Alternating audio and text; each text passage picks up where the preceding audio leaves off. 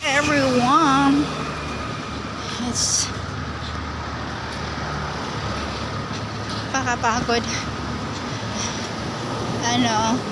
Trinap lang ako doon sa kanto doon papunta sa amin. Sabi ko punta ako dito sa Fuji, may bibilhin lang ako. Late na kauwi kasi ang daming, kala ko makauwi ako agad kanina, kaso lang may marami pang piniprepare, so gabi na ako nakauwi. Nag-motorcycle lang ako, tapos motorcycle kasi pagantayin ko pa yung driver maghatid sa akin. Mamaya pa yun kasi may hinatid pa, tagal pa traffic. Kaya sabi ko uwi na ako. Sakit ng ulo ko kasi ayaw kong mag-antay doon sa bahay nila kasi nalibadbaran ako doon sa mga driver. Dami tanong, hindi ko naman sila maintindihan, tapos mag-English ako, hindi din nila ako maintindihan, kaya wala din nangyayari. Tapos ang daming tanong, hihingi pa ng Facebook, hihingi pa ng line. Diyos ko Lord, mukha namang may mga mukha namang mga apo na mukha naman na aapo na. Intindihan ko lang, sabi niya suway, diba maganda daw ako, charot. Hindi punggol. Tawa ako ng tawa, sabi niya isway, king isway, sabi niya ganon. Ang ganda daw ako gandang-ganda siya sa akin. Di punggol. Di punggol na matanda basta way. Kaya sabi ko dun sa kapatid natin, uwi na ako, ayaw ko magstay dito kasi doon kasi yung saan kami, andun sa kusina, andun din yung mga driver nagumpukan. Kaya sabi ko uwi na ako, hindi ko na antayin yung driver nila. Yung driver kasi na nagpapakute driver sa kabilang din kapatid. Ayoko tapos dalawa sila, kung gulo akala mo naman mga cute. Hindi naman cute, cute naman. Aray ko, kaya lumayas ako doon. Sabi ko uwi na ako, sabi niya okay ka lang mag-motorcycle. Sabi ko okay lang ako mag-motorcycle, ayoko lang nang magtambay doon na matagal kasi kulit ng dalawang hindi naman ganun kasi siguro nasa mga late 40s yung ganon. Mukha naman mukha namang may mga apo na tapos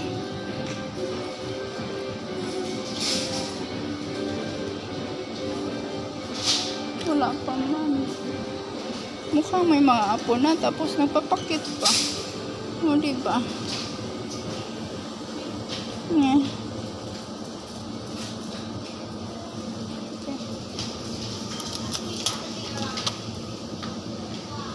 Para sa alaga ko kasi sabi niya hindi siya kakain, tapos biglang tumawag kakain pala siya. Ito na lang, gusto niya to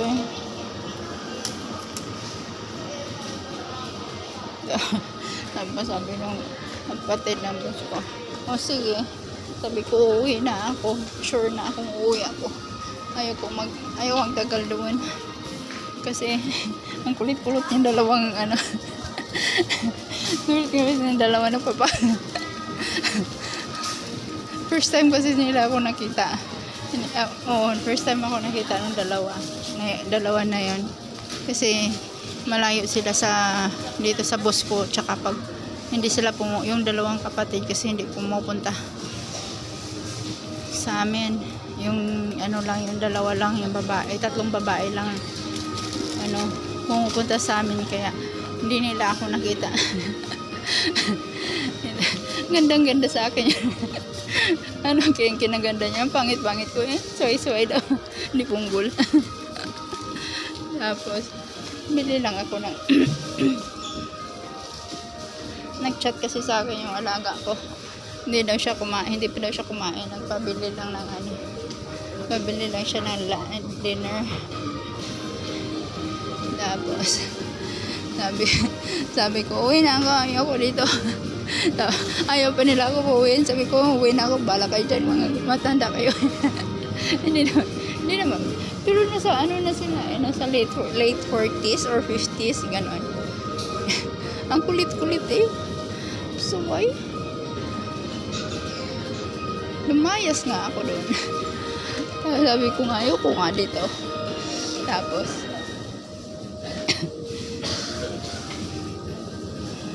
sabi nung isa doon, yung katulong na isa doon sa kabilang bahay din, may binitbit kasi nagdala din yung isang kapatid. Sabi sa akin, sabay na daw kaming magsiuwian. Diyos ko, anong oras yung matatapos? Mamaya pa yung mga alas 12, alas 11 magsiuwian. Sabi ko, mauwi na ako, makatulog pa ako maaga kaysa gustong-gusto nila to. Tawag niya kombucha. Gustong-gusto na yan ng alaga ko tsaka yung boss kong babae. Ang pangit naman ang lasa. Ang pangit naman ang lasa niya. Mas gusto ko pa yung yung tawag niyan, yung Yakult kaysa dyan kombucha. Diba? Tapos ayaw kasi nung isa kong alaga, ayaw kasi niya pumunta doon sa kapatid, sa birthday. Kasama niya yung mga barkada niya. Tapos kala ko ng dinner sa labas, hindi pala siya ng dinner ay.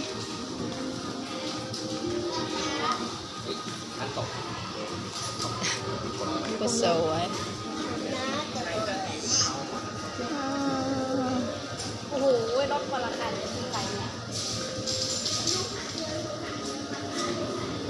Nakalimutan ko tuloy yung food ko doon sa kabilang bahay. Ay, mamadali ko.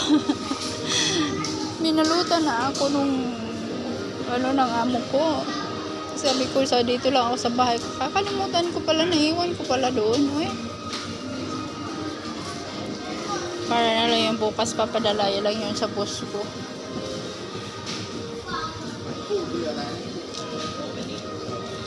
Kasi ano ba i-dinner ko? Kasi wala akong dinner sa bahay ngayon. Wala akong niluto. Kasi akala ko bit-bit ko yung pagkain ko kanina. Kalimutan ko. Ay. Sawa na ako sa chicken. Fish. Mag-fish tayo. Ano naman fish?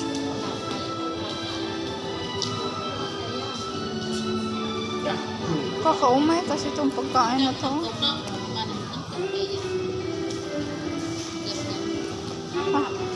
Naumay ako.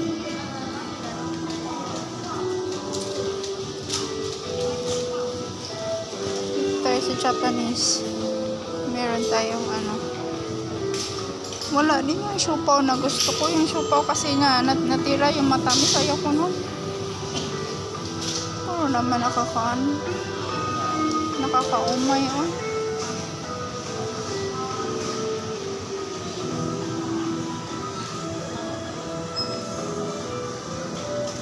Nakakaumay. Sa 7-Eleven na lang kaya ako. Yung may mga doon. Mga noodles doon na or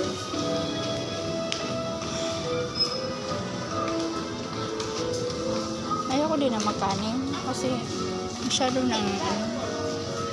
ng late para magkanin. Noodles na lang ako. Bibili na lang akong kwetiyaw na nga. Kwetiyaw noodles na lang ako. Bami order na lang ako. Bami kasi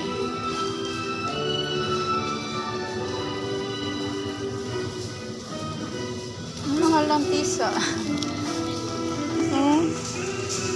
Tisa, mahal. 35. Ayoko ng lasa niyan. Parang ewan. Ang daming reklamo sa ginayda eh.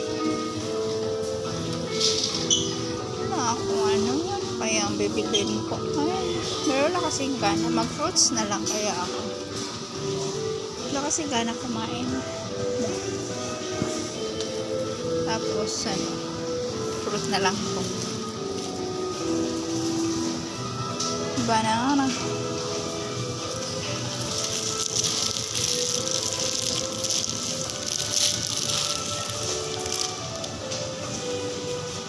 Wala naman, hinog masyado ito. Ayoko nito. Mapakla kasi ito eh. Green kasi itong banana po. Hindi pa pwede ngayon kainin. Laywa. Sarap ng mangga. Naglilihi mangga. Ay, ano ba kainin ko mamaya? Sandwich na lang. Masa sandwich na lang ako. At sandwich ako. Bili nga ako ng ano. Ay, alam ko na. Mabili ako ng sandwich. Ham sandwich doon sa ano, 7-Eleven. Babayad na tayo. Ayan. Ayan. At nang pauwi na ako guys. Tapos na ako nagbayad ng ano. Tapos kwento tayo. Kasi bawal na kasi sa counter pag ano. Sa counter lang naman bawal mag-video. Then, uwi na ako sa bahay. Andaan muna ako pala. Bili pala ako 7-Eleven. Bili ako sandwich.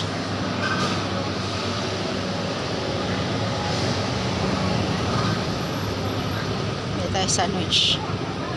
7-Eleven. Tapos, tanong pa yung matanda. Tanong pa sa akin. Ano daw phone number ko sa line. Ano niya ako sa line. Sabi ko wala akong line. Bala kayo dyan oy. Akala mo naman ano pasaway eh.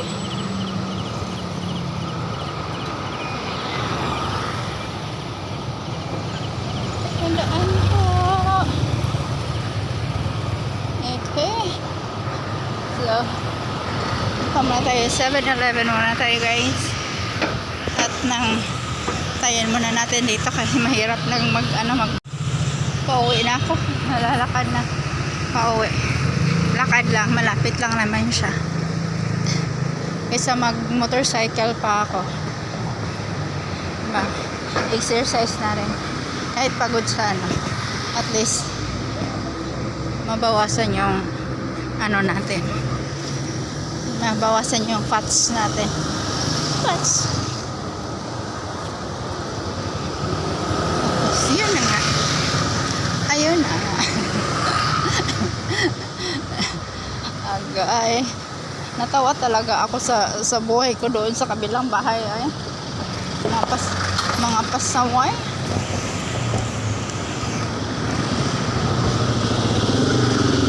Ang ano pa naman, ang dami nilang tanong.